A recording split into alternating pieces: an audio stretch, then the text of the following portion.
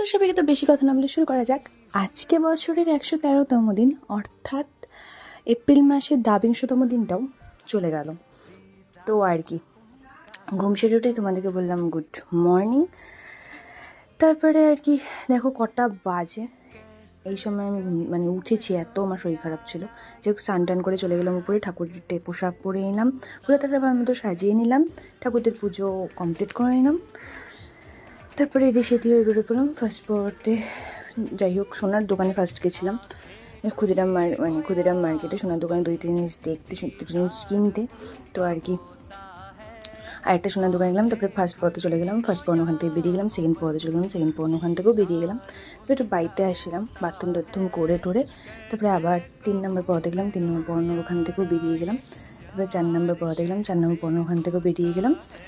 তারপরে একটু মোমো খেলাম, খুব খিদা পেয়েছিল, কাজেই মোমো খেলাম, আর মোমো একটু প্যাক করালাম সব স্টুডেন্টদের জন্য। আর কি স্যুপ খেলাম, তারপরে খেয়ে দিয়ে রওনা দিলাম 5 নম্বর পড়ানো পড়াতে। যাই হোক, প্যাকটা একদম কমপ্লিট। 5 নম্বর পড়াতে চলে গেলাম, 5 নম্বর পড়ানো ওখান থেকে বেরিয়ে গেলাম, বাড়িতে চলে আসলাম। টাটা বাই বাই, আবার যেন দেখা পাই।